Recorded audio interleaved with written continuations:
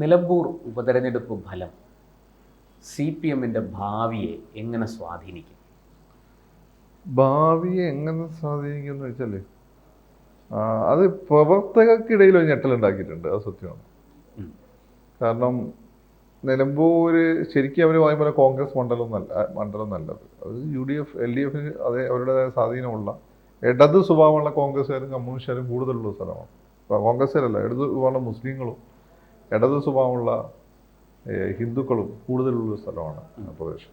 അത് ഈ home rule മൂവ്മെൻ്റാണ്, Congress ആണ് ഇതിൻ്റെയൊക്കെ ഒരു തുടക്കം ആ പ്രദേശത്തു നിന്നാണ്. അങ്ങനെ വലിയൊരു പാസസിനാണെങ്കിൽ അവരുടെ ഒരു വലിയൊരു ബാക്ക്ഗ്രൗണ്ട് ഉള്ള ഒരു പ്രദേശമാണ് നിലമ്പൂർ. കോവിലകം, അതെ അതെ, കോവിലകം ഇതിൻ്റെ കേന്ദ്രമാണ്. കോവിലകം കോൺഗ്രസിൻ്റെ കേന്ദ്രമായിരുന്നു, ഹോം റൂളിൻ്റെ കേന്ദ്രം സംഘത്തിൻ്റെ കേന്ദ്രമായിരുന്നു. അപ്പം അതോടെ തന്നെ മുസ്ലിംസൊക്കെ വലിയ പട്ടാളത്തിലൊക്കെ ഹൈ പൊസിഷനിൽ ഇരിക്കുന്നു. നമ്മൾ അവിടെ റഹ്മാനൊക്കെ നാട്ടേണ്ട നേരത്തെ അതെ. അങ്ങനെ പണ്ടേ ബ്രിട്ടീഷുകാരായിട്ടുള്ളൊരു ബന്ധമുണ്ട് നിലമ്പൂർ കാടുമൊക്കെയായിട്ട് ബന്ധപ്പെട്ട്. വളരെ പെട്ടെന്ന് മോഡേണൈസ് ചെയ്യപ്പെട്ട ഒരു പ്രദേശമാണ്. നമ്മൾ നിലമ്പൂർ എന്ന് പറയുമ്പോൾ പട്ടിക്കാടാന്ന് വിചാരിക്കും, അങ്ങനെ നല്ലത്. കേരളത്തിൽ ആദ്യത്തെ തീവണ്ടി പോകേണ്ടതെന്ന് നിലമ്പൂരല്ലേ? തീവണ്ടിയാണല്ലോ ഇവിടെ ഡെവലപ്മെൻറ്റ് കൊണ്ടുവന്നത്. അപ്പം ഒരു കോൺഗ്രസ് മണ്ഡലം അത് ആര്യാടനായതുകൊണ്ട്, ആര്യാടൻ ഒരു ഇടതുപക്ഷ സ്വഭാവമുള്ള കോൺഗ്രസ് തന്നെ ആയതുകൊണ്ട് ആ ഒരു ടാഗ് ഉപയോഗിച്ച് നിലനിർത്തിയൊരു മണ്ഡലമാണത്. RSSകാർ അങ്ങനെ വോട്ട് ചെയ്യും, പിന്നെ CPM-മാരും വോട്ട് ചെയ്യും, രഹസ്യമായി വോട്ട് ചെയ്യും. വോട്ട് ചെയ്യാത്തത് മുസ്ലിം ലീഗുകാർ മാത്രമേ ഉള്ളൂ. പിന്നെ AP-യും വോട്ട് ചെയ്യും. EK വിഭാഗം ലീഗിന്റെ കൂടെ ആയതുകൊണ്ട് AP-ക്ക് യോജിക്കാനേ പറ്റാത്ത ആളാണ് ആര്യാടൻ, പക്ഷെ വോട്ട് ചെയ്യും. അതാണ് അതിൻ്റെ ഒരു കാര്യം. അപ്പം ആ ഒരു മണ്ഡലത്തിൽ അവർക്ക് ഇന്ന് ആ മണ്ഡലത്തിൽ നിർത്താൻ പറ്റിയ ഏറ്റവും നല്ല സ്ഥാനാർത്ഥിനെയാണ് അവർ നിർത്തിയത്. അതാണ് അതിന്റെ ഏറ്റവും വലിയ പ്രശ്നം. ഒരു കടുത്ത ദേശീയവാദിയായിരുന്നു ആര്യാടൻ. ദേശീയവാദി മുസ്ലിംസ് നമ്മളൊക്കെ ഒരേ ട്രഡീഷൻപ്പെട്ട ആളുകളാണ്. അത് ഈ ആര്യാടൻ മാത്രമല്ല, ഈ അൻവർ അബ്ദുൾ റഹീം ഇതൊക്കെ ഒരു ട്രഡീഷനാണ്. ഞങ്ങളൊക്കെ അൻവർ. പക്ഷേ ഇപ്പൊ എനിക്ക് തോന്നുന്നു ഈ പറയുന്ന ഇലക്ട്രോറൽ പൊളിറ്റീഷ്യന് സമ്മർദ്ദം അൻവറിനെ കുറച്ച് മാറ്റിയിട്ടുണ്ടെന്ന്. അഥവാ ഇതൊക്കെ ഒരേ ലൈനിൽപ്പെട്ട, ഞങ്ങളൊക്കെ ഒരേ ലൈനിൽപ്പെട്ട ആളുകളാണ്. അദ്ദേഹം പറഞ്ഞു ഞങ്ങളെല്ലാം ഒരേ ലൈനിൽപ്പെട്ട ആളുകൾ. നമ്മുടെ ഈ നിലമ്പൂരിലേക്ക് വന്നാൽ ഇതൊക്കെയാണ് നിലമ്പൂരിലെ സാഹചര്യം. അപ്പോൾ ആ നിലമ്പൂരിലെ പരാജയം ഇടതുപക്ഷത്തിന്റെ ആത്മവിശ്വാസത്തിന്, തുടർഭരണം എന്ന ആത്മവിശ്വാസത്തിന് ഒരു വെല്ലുവിളിയായിട്ടുണ്ടോ? ഇടതുപക്ഷത്തിന്റെ ആത്മവിശ്വാസമല്ല, കോൺഗ്രസിന്റെ UDF-ന്റെ ആത്മവിശ്വാസം കൂടിയിട്ടുണ്ട്, ഭയങ്കരമായിട്ട് കൂടിയിട്ടുണ്ട്. ഭയങ്കരമായിട്ട്. ഇപ്പോൾ 2000-3000 വോട്ടാണ് പ്രശ്നമുണ്ടായത്. ഇതിപ്പോൾ 10000 വോട്ടിനാണ് ജയിച്ചത്. 10000 വോട്ട് അവരും പിടിച്ചു, 20,000-ഓളം വോട്ട് അൻവറും പിടിച്ചു. അത് ഒരു ഭരണവിരുദ്ധ വികാരമായിട്ട് വിലയിരുത്തപ്പെടുന്നു. അതെ, അത്രയും 30,000 വോട്ടുകൾ എതിര് വന്നത്, അത്രയും വോട്ട് അവിടെ ഇന്നത്തെ സാഹചര്യം എതിര് വരേണ്ടതില്ല. അത് കഴിഞ്ഞ തവണ എനിക്കൊന്ന് ഒരു സ്ഥലത്തെ 1-2 സ്ഥലത്തെ പഞ്ചായത്തുകൾ ലീഡ് ചെയ്തിട്ടുണ്ട്. ഇത് എല്ലാ സ്ഥലത്തും ലീഡ് ചെയ്തിട്ടുണ്ട് അല്ലേ? എല്ലാ സ്ഥലത്തും ലീഡ് ചെയ്തു. അപ്പം ആകെ 118 വോട്ടിനാണ് സ്വരാജ്. അതെ അതെ അതെ. അപ്പം അതൊരു, പിന്നെ പോത്തുകൽ പഞ്ചായത്തല്ലേ സ്വരാജിന്റെ സ്വന്തം പഞ്ചായത്ത്. അതെ, അവിടെ പോലും പുള്ളി പുറകിലായി. അപ്പൊ ഇതിന് പക്ഷേ സ്വരാജിനെ പോലെ അവിടെ അവർക്ക് നിർത്താൻ പറ്റുന്ന ഏറ്റവും നല്ല സ്ഥാനാർത്ഥി, ഇപ്പൊ ധർമ്മടത്ത് നിർത്താൻ പറ്റുന്ന സ്ഥാനാർത്ഥിയാണ് പിണറായിയാണ് ഏറ്റവും നല്ല സ്ഥാനാർത്ഥി എന്ന് പറയുന്ന പോലെയാണ്. ആ സ്ഥാനാർത്ഥി തോൽക്കുന്നു എന്നുള്ളത് അവരെ ഒരു മൊറൈലിനെ ബാധിച്ചിട്ടുണ്ട്. പിന്നെ ആകെപ്പാടെ ആശ്വാസം ഈ പറയുന്ന പോലെ നിലമ്പൂരല്ല കേരളം എന്നുള്ളത്. 2, ഈ ഇലക്ഷനിൽ ജമാഅത്ത് ഇസ്ലാമിയുടെയും വെൽഫെയർ പാർട്ടിയുടെയും പിന്തുണ UDF-ന് കിട്ടിയെന്നുള്ളത്. അത് മറ്റ് പ്രദേശങ്ങൾ, ഇപ്പോൾ പ്രത്യേകിച്ച് തൃശ്ശൂരിൻ്റെ തെക്കോട് ഒരു ഹിന്ദുത്വ പൊളിറ്റിക്സിനൊരു BJP പൊളിറ്റിക്സ് അല്ല, ഒരു ഹിന്ദുത്വ പൊളിറ്റിക്സിന് സ്പേസ് ഉണ്ട്, മൃദു ഹിന്ദുത്വ. അല്ല, അത് UDF-ന് തിരിച്ചടിയാകുമെന്ന് അവരും ഭയപ്പെടുന്നുണ്ട്. അവർ ഭയപ്പെടുന്നുണ്ട്. അത് CPM പിണറായിനെ അട്ടനെ കണ്ട മനുഷ്യനാണ് ഇലക്ട്രോറൽ പൊളിറ്റിക്സിൽ ആ രീതിയെ മാനേജ് ചെയ്യുക. അപ്പോൾ അത് അവർക്കൊരു പ്രതീക്ഷ നൽകുന്ന ഒരു കാര്യമാണ്. അത് ഇവിടെ ഒരു ഇമ്പാക്ട് ഉണ്ടാവും. 8 മാസം സമയമുണ്ട്. ഇതിന്റെ വേറെ ഒരു പ്രശ്നമുണ്ട്. ഇതിപ്പം സതീശനാണ് ഇപ്പോൾ ഏതാണ്ട് മുഖ്യമന്ത്രി സ്ഥാനാർത്ഥി എന്ന് ഏതാണ്ട് ഒരു ഫീൽ ഉണ്ട്. സതീശൻ കോൺഗ്രസിനെ സപ്പോർട്ട് ചെയ്യുന്ന ചില വിഭാഗങ്ങൾക്കെതിരെ സ്വീകാര്യനല്ല. അതൊരു ഘടകം. അങ്ങനെ സതീശനാണ് മുഖ്യമന്ത്രി സ്ഥാനാർത്ഥി എന്നൊരു ഫീല് വരുന്നുണ്ട്. എന്നൊരു ഫീൽ ഇപ്പോൾ ഈ വിജയങ്ങൾ സതീശൻ ശരിക്കും ഒരു കൂടുതൽ ശക്തനായി കമാൻഡർ ഇൻ ചീഫായി മുന്നിൽ നിന്ന് നയിക്കുന്നുണ്ട്. ഇനി സതീശനെ മാറ്റി വേറെ ഒരാളെ ഇന്നത്തെ തലത്തിൽ കോൺഗ്രസ് കൊണ്ടുവന്നാൽ, ഇന്നിപ്പോൾ BJP-ക്ക് അങ്ങനെ കൊണ്ടുവരാൻ പറ്റും. നമ്മൾ കേൾക്കാത്ത ഒരാളെയൊക്കെ പിടിച്ച്, നമ്മൾ കേട്ടില്ല, സംഘത്തിനുള്ളിൽ കേൾക്കുന്നുണ്ട്, രാജസ്ഥാനിലൊക്കെ പിടിച്ച് മുഖ്യമന്ത്രി ആക്കിയിട്ടുണ്ട്. അത് കോൺഗ്രസിന് ഇന്ദിരാഗാന്ധിയുടെ സമയത്ത് കേരളത്തിൽ പറ്റിയായിരുന്നു. വെറുതെ പ്രസംഗം ട്രാൻസ്ലേറ്റ് ചെയ്ത ഒരു പ്രോത്സാഹം പിടിച്ചിട്ട് വന്നതാക്കിയിട്ടുണ്ട്. അപ്പോൾ അത് പക്ഷേ KP ഉണ്ണികൃഷ്ണനെയൊക്കെ ഇന്നത്തെ സാഹചര്യത്തിൽ കോൺഗ്രസിൽ അത് പറ്റില്ല. അപ്പം അതാണ്. അപ്പോൾ അതുകൊണ്ട് പ്രതീക്ഷ അങ്ങനെ പെട്ടെന്ന് വെട്ടാൻ പറ്റില്ല. അത് അല്ല, അതുകൊണ്ട് ഇടതുപക്ഷത്തിന്റെ ആത്മവിശ്വാസമാണ് ഇവിടെ വിഷയം. ഇടതുപക്ഷത്തിന്റെ ഒരു ചെറിയ ഒരു ഡിപ്പ് വന്നിട്ടുണ്ട്. പക്ഷെ ഇതിനൊക്കെ അവരുടെ സ്വഭാവം അനുസരിച്ചിട്ടേ അവരിപ്പോൾ അരുവിക്കര ഇതേപോലെ ഏതാണ്ട് ഒരു തിരിച്ചടി കിട്ടിയ സ്ഥലമാണ് അരുവിക്കര. ഇത്രയും ഫാക്ടേഴ്സ് ഉമ്മൻചാണ്ടി സാറിനെതിരായിട്ട് പോലും അരുവിക്കര ചെറിയ വോട്ടിന് ശബരി ജയിച്ചെങ്കിൽ നമുക്ക് മനസ്സിലാക്കാതെ സാവധാനം ഹ്യൂജ് മാർജിൻ ജയിച്ചു. അപ്പം എന്നിട്ടാണ് അവർ തിരിച്ചു വന്നിട്ടുള്ളത്. അപ്പോൾ ആ സാഹചര്യത്തിൽ അത് അവരുടെ ഒരു മനോബലം കാണിക്കുന്നുണ്ട്. രണ്ട് പിണറായിയുടെ കയ്യിൽ എന്തോ വിസ്മയങ്ങളും മാജിക്കുകളും ഉണ്ടെന്ന് അവർക്കൊരു വിശ്വാസമുണ്ട്. ആ വിശ്വാസത്തിനനുസരിച്ച് പിണറായി ഇത്രയും കാലം നിന്നിട്ടുണ്ട്. പിണറായി പാർട്ടി സെക്രട്ടറി ആയതിനു ശേഷം കേരളത്തിലെ റിസൾട്ടുകൾ പിണറായി വിചാരിച്ചെടുത്ത് നിന്നിട്ടുണ്ട്. അല്ല, ഈ നിലമ്പൂരിലെ ഫലം താങ്കൾ പറഞ്ഞതുപോലെ ജമാഅത്ത് ഇസ്ലാമിയുടെയും വെൽഫെയർ പാർട്ടിയുടെയും ഒരു ഇൻഫ്ലുവൻസ് UDF ഉണ്ടായിരിക്കുന്നു എന്നുള്ളത് ഈ തെക്കൻ ജില്ലകളിൽ, തൃശ്ശൂർ തൊട്ട് താഴോട്ടുള്ള ജില്ലകളിൽ അത് BJPക്ക് ഗുണം ചെയ്യും. നമുക്ക് പറയാൻ പറ്റില്ല എങ്ങനെയാണ്. ഇതിലിപ്പോൾ ഒരു കാര്യം ഞാൻ അതിൻ്റെ ഇടയിൽ കേട്ട കാര്യം വെച്ചാൽ, മുമ്പ് ഒരു BJP CPM ബാന്ധം ഇലക്ഷനിൽ കോൺഗ്രസ് വിമുക്ത കേരളം ഉണ്ടാക്കാൻ വേണ്ടി ഉണ്ടായിരുന്നു എന്ന് കോൺഗ്രസ്സുകാരെ പറഞ്ഞ് ഫലിപ്പിച്ചിരുന്നു. എന്നാൽ കോൺഗ്രസ്സുകാർ തന്നെ ഇപ്പോൾ രാജീവ് ചന്ദ്രശേഖർ വന്നതിന് ശേഷം ഇപ്പം അതില്ല എന്ന് പറയുന്നുണ്ട്. ഇപ്പോൾ ഇല്ല എന്നുള്ളത് അങ്ങനെ. പിന്നെ രാജീവിൻ്റെ ഒരു മൈക്രോ ലെവൽ മാനേജ്മെൻറ്റ്, നമ്മളൊന്നും രാജീവിനെ പറ്റി പുറത്തൊന്നും കേൾക്കുന്നില്ലല്ലോ. ഞാൻ മനസ്സിലാക്കിയ രാജീവ് കുറച്ച് മണി ഉള്ളിൽ നിന്ന് എടുത്തുകൊണ്ടിരിക്കുന്നത് ഞാൻ മനസ്സിലാക്കുന്നു. എന്തൊക്കെ പ്ലാൻസ് ഉണ്ട്, അത് പലതൊക്കെ നടപ്പിലാക്കുന്നുണ്ട്. അപ്പോൾ മൈക്രോ ലെവൽ മാനേജ്മെൻ്റ് ഒക്കെ നടത്തി നല്ല സ്ഥാനാർത്ഥികളെ ഫീൽഡ് ചെയ്ത് കഴിഞ്ഞാൽ BJP ഗുണകരമാണ്. BJP ഗുണകരമാകുമ്പോൾ പണ്ടത്തെ പോലെ അത് UDF മാത്രം നിങ്ങൾ വിചാരിക്കേണ്ട.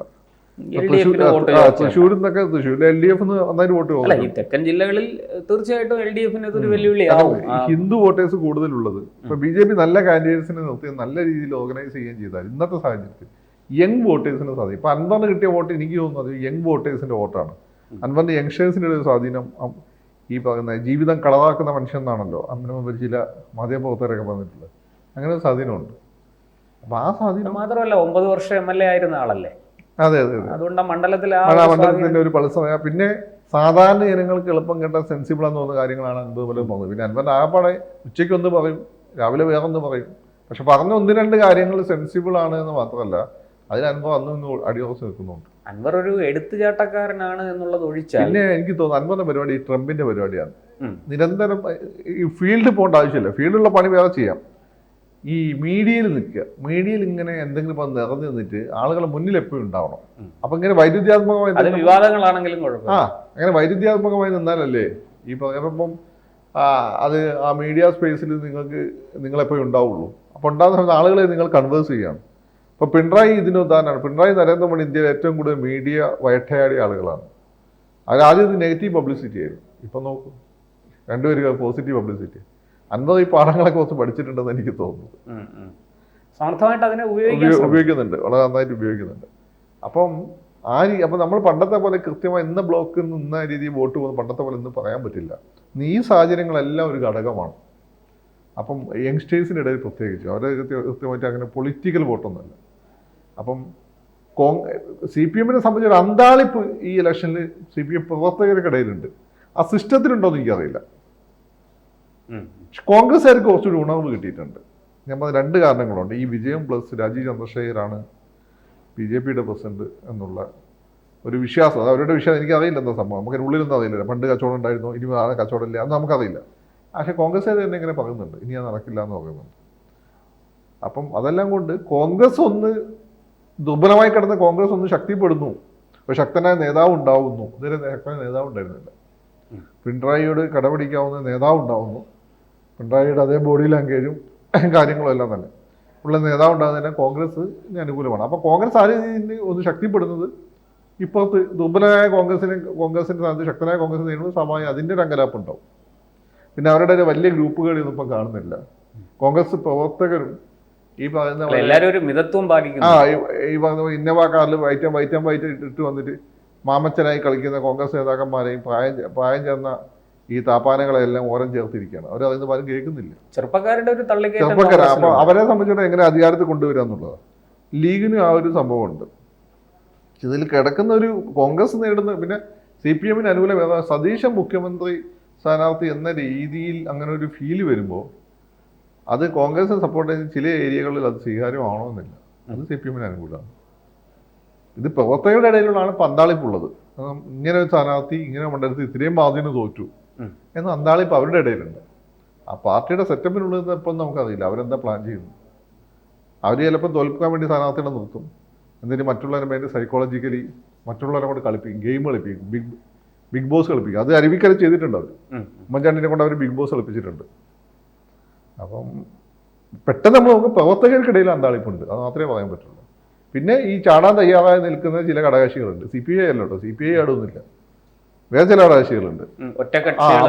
അവര് കാര്യങ്ങളൊക്കെ പഠിച്ച് ചിലപ്പോൾ ചാടാൻ അവരാരെങ്കിലും ചാടിയാൽ അതിൽ എസ്പെഷ്യലി സെൻട്രൽ ട്രാവൻകൂറിലുള്ള സ്ട്രോങ് ആയിട്ടുള്ള സ്വാധീനമുള്ള ഘടകകക്ഷികൾ ആരെയും ചാടിക്കഴിഞ്ഞാൽ അത് അവർക്ക് സെൻട്രൽ ട്രാവൻകൂർ അവരുടെ ഏരിയ അല്ല, അത് അവരുടെ ഏരിയ ആവുന്ന ഇങ്ങനെ വളരെ വ്യക്തമായിട്ട് പറയാം. കേരള കോൺഗ്രസ് ജോസ് കെ മാണി നിർണയിക്കും കേരള. അതെ, അത് കേരള കോൺഗ്രസ് മാണി ഇവരെ കൂടെ നിൽക്കുന്ന പല സമയങ്ങളിൽ ഇപ്പം മാണിക്ക് സ്വാധീനം എല്ലാ സ്ഥലത്ത് പോലും മാണിയുടെ ഒരു പ്രസൻസ് ഇവർ കോളം ചെയ്യും ക്രിസ്ത്യൻ കമ്മ്യൂണിറ്റിൻ്റെ ഇടയിൽ. അപ്പോൾ അവർ പോയി കഴിഞ്ഞാൽ അവരെ ഒരു 10 സീറ്റിലെങ്കിലും അത് ബാധിക്കും. 10 സീറ്റൊക്കെ ബാധിച്ചാൽ മതി, അതൊരു ഘടകമാണ്. അപ്പോൾ അത് അവിടെ ഇളക്കം തട്ടുന്നുണ്ടോ എന്ന്.